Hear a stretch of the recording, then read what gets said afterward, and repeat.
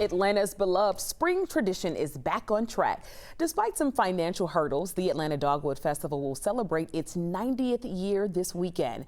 Joining us now, Executive Director Brian Hill. So Brian, the first big question is safety. We know last week we had a young woman who tragically died following a shooting there in Piedmont Park. Tell us, what are you guys doing to make sure everybody comes out and has a safe, good time?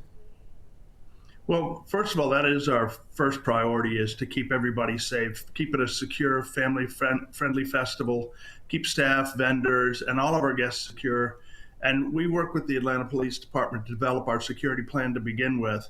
But just recently, the Chief of Police has announced that above and beyond the security and traffic control that we have in place, the city is also going to augment that with a lot of extra officers, horse patrols, bike patrols. It'll be the safest place in Atlanta to be this weekend. And so with the festival, we talked about that financial gap with the funding. What are the biggest financial challenges organizers are dealing with right now? Well, in the last few years, as in people's personal lives, expenses have gone up exponentially, and 25 to 30% more to produce the festival.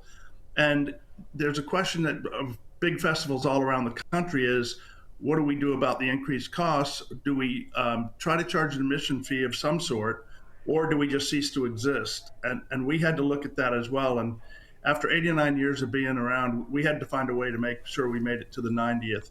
So we're asking for a nominal fee this year. It's $5 on Friday and 10 on Saturday, 10 on Sunday.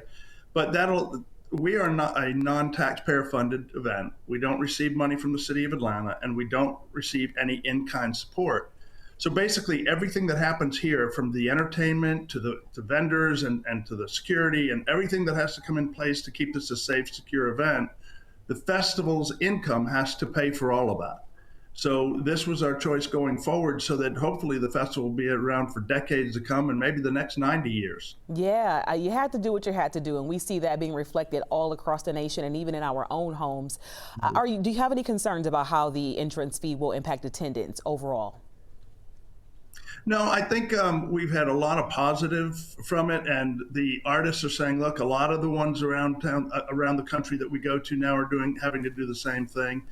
And there'll be some people that decide, well, I don't want to pay to go in, and that's understandable. But that's why we try to keep it as low as we could and still make it financially viable. I don't think it'll affect our audience. As a matter of fact, what's going to enhance the audience is the fabulous weather. This is going to be the best weekend so far this year. Yeah, it's looking good. So I know you guys are going to have a good time. But I do know that you had some outside factors, community support and donors. Tell us about that, keeping the festival alive this year as well and keeping it down to $5.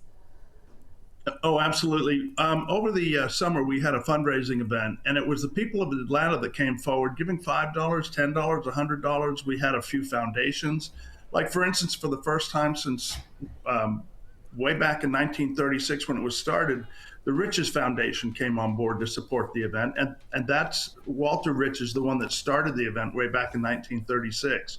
So not only the festival goes on, but his legacy goes on as well. And we've had other foundations got involved, and then we had corporate sponsors that stepped up. People wanted to see this festival remain. It's a tradition, it's multi-generational. Heck, people talk about their grandfathers bringing their dads, and then their dads brought them, and now they're bringing their kids to the festival. So it's beloved, and it really is something that is part of being in Atlanta. And I think the people of Atlanta came forward and said, look, we're not going to let it go away. I love that. My co-anchor, Jonathan Martin, he's born and raised in Atlanta and has fond memories of going to Dogwood Festival as a kid. So you are right about that. Well, we wish you guys a great weekend, and the weather is on your side. Stay with us. We'll be right back after this.